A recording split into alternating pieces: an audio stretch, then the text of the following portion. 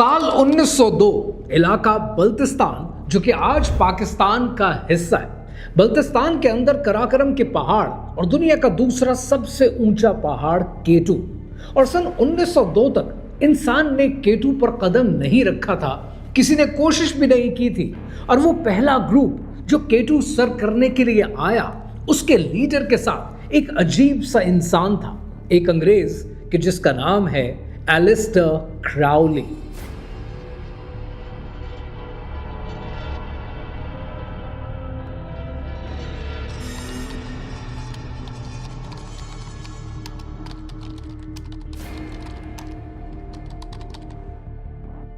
यह आदमी अपने साथ पहाड़ पर लेकर आया बहुत सारी किताबें, एक पूरी लाइब्रेरी, दर्जनों वॉल्यूम्स। बाकी क्लाइंबर्स ने कहा कि ये बोझ मत लाओ, हम मारे जाएंगे। लेकिन क्राउली ने कहा कि नहीं, ये किताबें मेरी सिविलाइजेशन से मेरा रिश्ता है, अगर ये छोड़ दूंगा तो मैं जंगली हो जाऊंगा। और फिर केटू ने अपना काम शुरू किया। एक्सपीडिशन का लीडर बीमार पड़ गया, सांस की बीमारी हो गई उसे, और क्राउली उसे मलेरिया ने जकड़ लिया। बुखार इतना तेज था कि वो अपने टेंट में डिलेरिया में चला गया। बेहोश रहा, कई दिन बेहोश रहा, बल्कि किसी और दुनिया में ही चला गया। और एक रात इस बुखार की हालत में क्राउली ने अपना रिवॉल्वर निकाला और अपने साथियों पर तान दिया, वही साथी जो उसे बचाने की कोशिश कर रहे थे। और वो उस रात केटू पर क्या देख रहा था, ये सिर्फ वो जानता है। लेकिन मैं आपको यहां पर ये बता दूं कि ये आदमी इस पहाड़ से जब उतरा, तब ये वो आदमी नहीं रहा जो इस पहाड़ पर चढ़ा था। इस सफर में इसके साथ कुछ नई चीज हुई कि इसने अपना दिल कहीं और लगा लिया। और जब ये पहाड़ से उतरा, इसके दिल में सिर्फ एक ही नाम था, और वो नाम था शिवा, द हिंदू डाइटी, तबाही का देवता। और ये सिर्फ शुरुआत है, क्योंकि ये आदमी जो हमारे पहाड़ पर चढ़ा, जो केटू पर जिसने चढ़ने की कोशिश की, 2 साल के बाद एक नया रिलीजन इन्वेंट करता है। ये एक ऐसा आदमी है कि जो एक किताब लिखता है, जिसको ये एक मजहबी किताब कहता है। और इस किताब में इसने कहा कि हजरत मूसा अलैहिस्सलाम, हजरत ईसा अलैहिस्सलाम और रसूल अल्लाह सल्लल्लाहु अलैहि वसल्लम का दौर नाउज़ुबिल्लाह खत्म हो गया और एक नए दौर का आगाज हो गया। यह आदमी 1947 में मर गया, टूटा हुआ, अकेला, नशे की हालत में।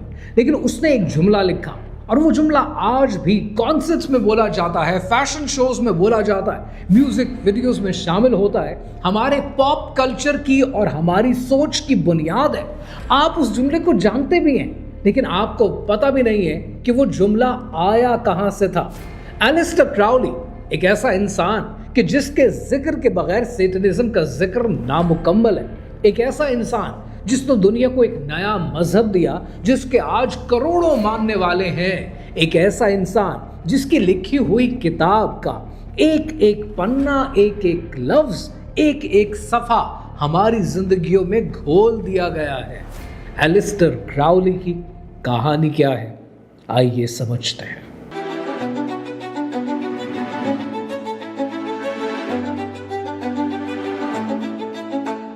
लेकिन उससे पहले यह समझना जरूरी है कि आप ऑलरेडी जानते हैं कि इस साल मैंने you were not supposed to wake up अपनी किताब का प्रोजेक्ट शुरू किया, जो कि 8 जुलाई को लॉन्च हो रही है। और इस किताब में मैंने सेटनिज्म का भी जिक्र किया, और सेटनिज्म का जिक्र एलिस्टर क्राउली के जिक्र के बगैर नामुकम्मल है। मैं हैरान था कि सेटनिज्म को मैं जिस एंगल से भी रिसर्च करूं, चाहे हॉलीवुड का हो, म्यूजिक का हो, एंटरटेनमेंट का हो, पॉलिटिक्स का हो, घूम फिर कर हर रास्ता इस इंसान की तरफ आता है। तो आज इस इंसान का जो कल्चर दुनिया में प्रिवेलेंट है, उसमें कितना बड़ा किरदार है, यह समझना जरूरी है। ये कहानी शुरू होती है सन 1857 के इंग्लैंड में, एक छोटा सा शहर लेमिंगटन स्पा। और इस शहर में एक बच्चा पैदा होता है जिसका नाम रखा जाता है एडवर्ड अलेक्जेंडर क्राउली। उसका खानदान बहुत सख्त क्रिश्चियन, यानी प्लिमथ ब्रेथन क्रिश्चियंस का सबसे रिजिड फिरका। घर में सिर्फ बाइबल, कोई नॉवल नहीं, कोई दोस्त नहीं, कोई मिलने वाला नहीं, कोई खेल नहीं, सिर्फ इबादत और खौफ। और इस घर में एक अजीब चीज हुई। जब एलिस्टर क्राउली छोटा था तो उसकी अपनी माँ, उसकी सगी माँ उसे एक नाम से पुकारती थी और वो नाम था द बीस्ट, यानी दरिंदा।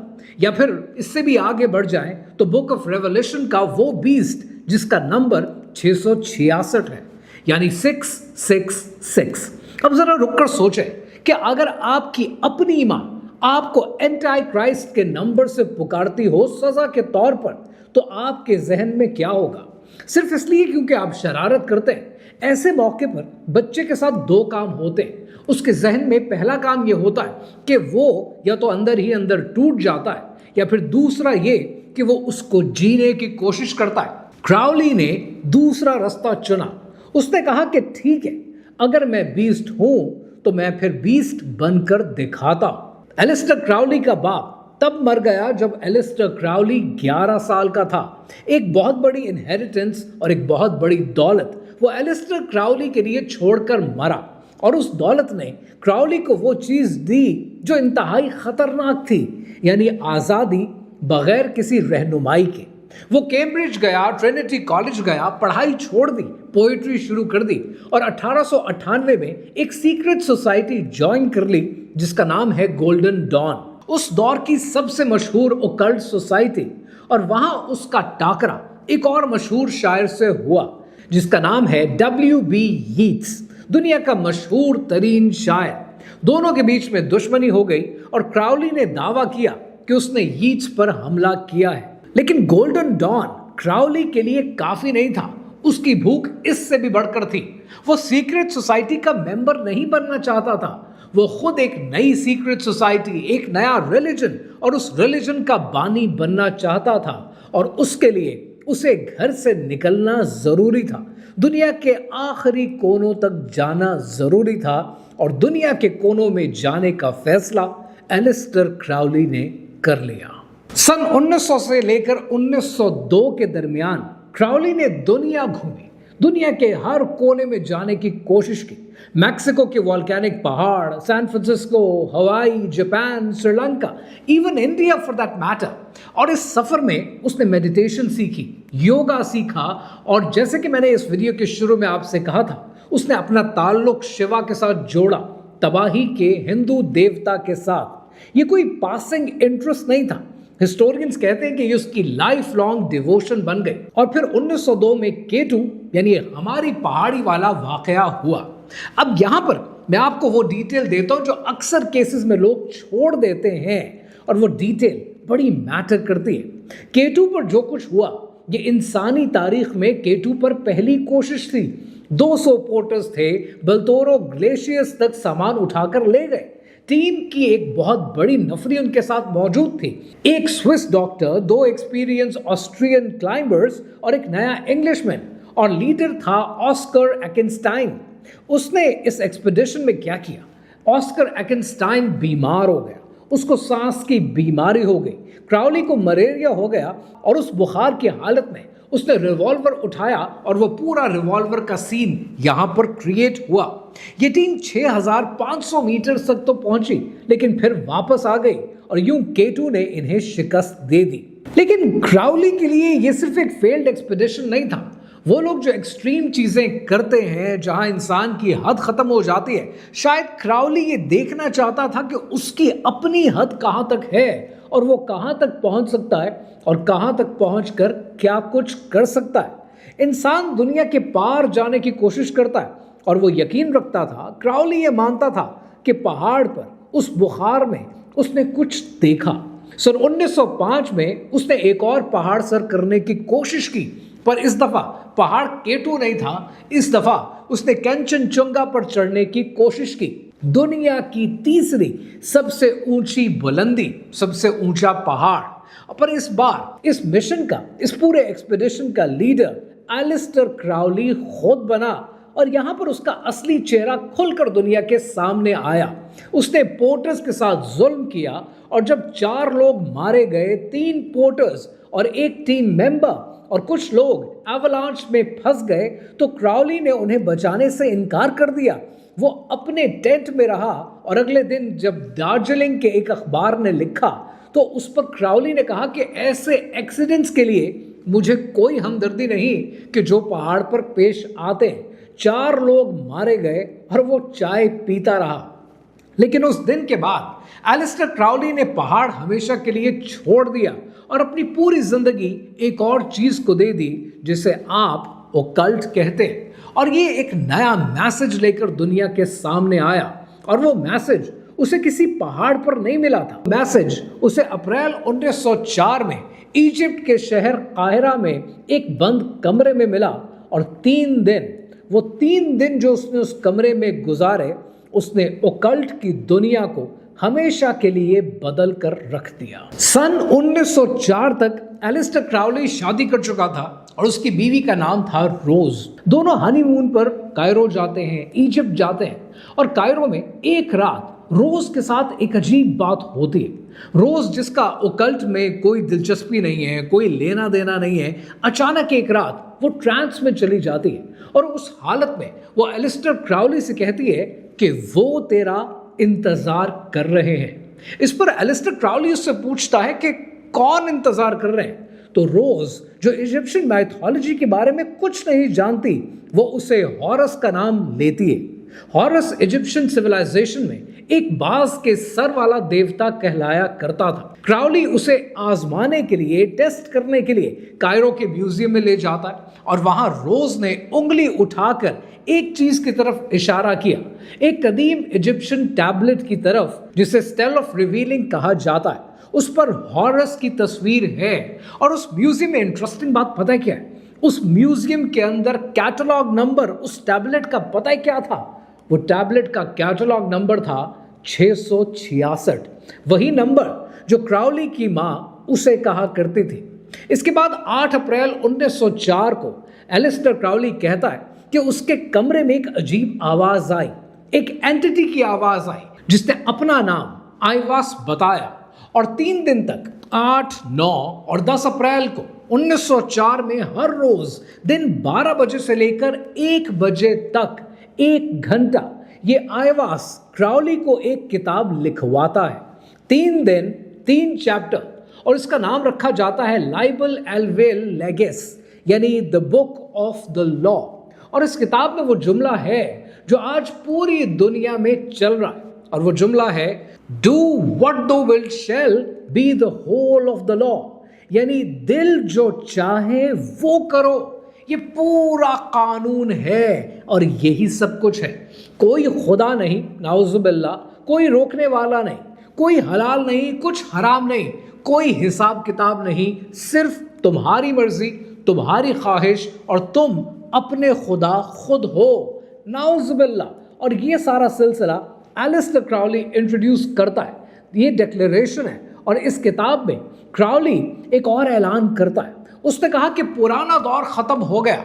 उसने ये कहा कि जो पुराना दौर था जिसमें पैगंबर आया करते थे, अंबिया हुआ करते थे, उस दौर को उसने आयन ऑफ ओरेसिस कहा है, और कहा कि हज़रत मूसा अलैहिस्सलाम का दौर, हज़रत ईसा अलैहिस्सलाम का दौर, रसूल अल्लाह सल्लल्लाहु अलैहि वसल्लम का दौर नाउज़ुबिल्लाह ख़त्म हो गया। और उसने कहा कि एक नए दौर का आगाज़ हो गया, और उस नए दौर का नाम उसने आयन ऑफ हॉरस दिया है, जहां इंसान खुद अपना खुदा होगा, जहां कोई किसी के सामने नहीं झुकेगा, जहां सिर्फ एक कानून होगा कि जो दिल चाहे वो करो। और क्राउली ने इस जुमले को सिर्फ जुमले के तौर पर नहीं छोड़ा, उसने इस मजहब को क्रिएट किया, और मजहब खड़ा करने के लिए उसने एक पूरी ऑर्गेनाइजेशन को भी खड़ा किया। उसने इस मजहब का नाम दिया है थैलेमा। ये एक ग्रीक लफ्ज है और इसका मतलब है मर्जी, यानी अपनी विल। और बस यही इस मजहब का पूरा कानून है, पूरा अकीदा है कि तुम्हारी अपनी मर्जी, तुम्हारा अपना कानून, तुम्हारी अपनी ख्वाहिश, और तुम अपनी ख्वाहिश के अपने खुद खुदा हो। और क्राउली ने खुद को इस नए मजहब का एक नबी बनाने का ऐलान कर दिया। वो आदमी जिसकी माँ उसे बीस्ट कहा करती थी, वो एक नया मजहब क्रिएट करता है और खुद साख्ता उसका पैगंबर बन जाता है। जरा इस जसारत का अंदाजा लगाएं कि एक आदमी अपनी ख्वाहिश को अपना मजहब बनाकर खुद को उसका नबी डिक्लेयर कर देता है, और फिर एक और चीज़ होती है कि उसका अंदाज़ा होता है कि ये कानून और ये मजहब अपने तौर पर तो चलेगा नहीं, इसके लिए एक सोसाइटी की ज़रूरत होगी।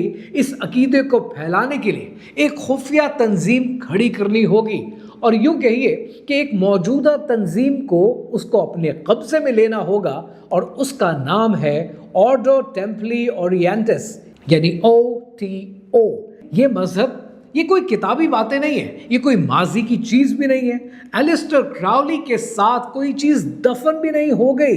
ये तंजीम आज भी मौजूद है, अमेरिका में है, यूरोप में है, ऑस्ट्रेलिया में है, दुनिया भर में इसके मेंबर्स मौजूद हैं। उसके रिचुअल्स आज भी दुनिया में माने जाते हैं, और नॉस्टिक मास क्राउली के लिए आज भी लिखा जाता है, उसकी लिखी हुई इबादत की जाती है।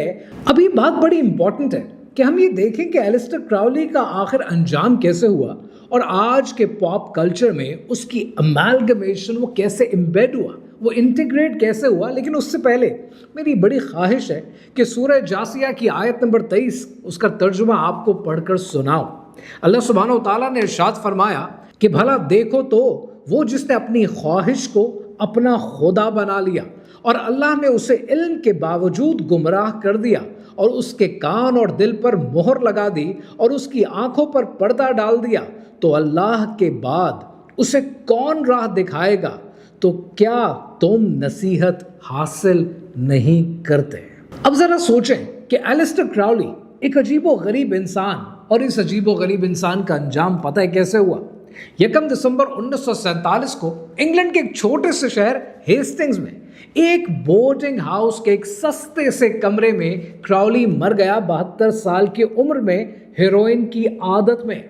यानी वो नशा जो उसके अस्थमा की ट्रीटमेंट के लिए उसको दिया गया था, और फिर उसकी जिंदगी बन गया। बिल्कुल कंगाल होके गुर्बत में, उसकी दौलत खत्म, उसके फॉलोअर्स खत्म। लेकिन अब वो चीज़ जो बड़ी मैटर करती है, वो चीज़ जो मुझे रिसर्च करने पर मजबूर करती है, वो ये कि क्राउली जिंदगी में तो नाकाम था, लेकिन मरने के बाद उसका असर बढ़ता रहा, जैसे उसकी मौत के बाद कोई दरवाजा खुल गया। 1967 में क्राउली की मौत के 20 साल के बाद दुनिया का सबसे मशहूर बैंड द बीटल्स अपनी एक एल्बम निकालता है। इस एल्बम का नाम है sergeant papers lonely hearts club. एक बैंड अपनी एक एल्बम निकालता है, और उस एल्बम के कवर के ऊपर दुनिया के मशहूर लोगों के बीच में एक चेहरा है, एलिस्टर क्राउली का चेहरा। बीटल्स ने खुद उसे वहां पर रखा। फिर 1968 आता है, लेड ज़ेपेलिन। दुनिया के अगर लिस्ट बनाई जाए ना बेहतरीन गिटारिस्ट्स की, तो उसमें लेड ज़ेपेलिन का नाम भी आएगा, जिमी पेज का नाम भी आएगा। दुनिया के मशहूर रॉक स्टार्स हैं, और इन रॉक स्टार्स ने पता क्या किया? क्राउली का पुराना घर खरीदा जो कि लॉचनेस के किनारे पर था, और उसने अपनी सारी जिंदगी खर्च कर दी इन पॉप स्टार्स ने कि हम किसी तरह क्राउली की यूज की हुई चीजें अपनी दौलत से इकट्ठी करें। फिर 1969 आता है, और 1969 में ऑजी ऑसबर्न किसी तारुफ के मोहताज नहीं है, हैवी मेटल का बाप कहलाता है, एक गाना बनाता है, और गाने का नाम पता क्या है? Mister Crowley. डायरेक्ट उसको हिट किया जाता है, ट्रिब्यूट दिया जाता है। और फिर डेविड बोवी अपना गाना रिलीज करता है, गाने का नाम है क्विक सैंड, और इसमें क्राउली का जिक्र आता है। ब्लैक सबाथ अपने गाने को क्राउली की किताब से और उसके एक जुमले से जोड़ता है, एज अबव सो बिलो, यानी क्राउली का नजरिया अपने गाने में डालता है। एलिस्टर क्राउली ने 1913 में एक मैनुअल लिखा था। उस मैनुअल का नाम है मैजिक विद अ के, magic in theory and practice. उसमें उसने कहा कि अगर रिचुअल को एंटरटेनमेंट बना दोगे तो लोग खुद ब खुद अपनी ख्वाहिश, अपनी मर्जी के ताबे हो जाएंगे, क्योंकि ये कॉन्सेप्ट समझना मुश्किल नहीं है। एक्चुअली ये थ्योरी बेचना दुनिया का आसान तरीन काम है कि आपके ऊपर कोई जिम्मेदारी नहीं, कोई पाबंदी नहीं, कोई हलाल हराम नहीं। आप अपनी मर्जी के मुताबिक जो जिंदगी गुजारना चाहें वो गुजार लें। And let me tell you one thing very honestly, a big part of my life I have followed this. और मेरा तो तकिया कलाम हुआ करता था, do what you feel like. और फिर समझ में आया कि it doesn't really matter, what really matters is what he wants. उसकी ख्वाहिश क्या है, उसकी मर्जी क्या है। और यही चीज आज आपको आपका मीडिया, आपकी ये दुनिया, आपके ये इन्फ्लुएंसर्स, आपके ये रोल मॉडल्स आपको नहीं बताते। और आज भी ये दोनों रास्ते आपके सामने हैं। क्राउली ने कहा कि तुम अपने खुदा खुद हो, और अल्लाह सुब्हानहू तआला ने कहा कि मैं तेरा रब हूं, झुक जा और सुकून पा ले। क्राउली ने पहला रास्ता चुना और उसका अंजाम हेस्टिंग्स के एक सस्ते से कमरे में अकेले टूटे हुए कंगाल होकर आपकी आंखों के सामने हो गया। आपका फैसला क्या होगा ये हमेशा की तरह मैं आप पर छोड़ता हूं। अगली वीडियो में आपके साथ एक और साहब को लेकर आऊंगा जिनसे आपकी मुलाकात करवाऊंगा। एक ऐसा इंसान जो खुद को साइंटिस्ट कहता है, जिसने क्राउली के रिचुअल्स को अमेरिका के स्पेस एजेंसी नासा की बुनियाद में डाला और वो क्राउली का डायरेक्ट शागिर्द है। अमेरिका के रॉकेट प्रोग्राम की उसने बुनियाद रखी और उसकी कहानी क्राउली से भी ज़्यादा इंटरेस्टिंग कहानी है, उससे भी ज़्यादा अजीब कहानी है और वो कहानी अभी बाकी है।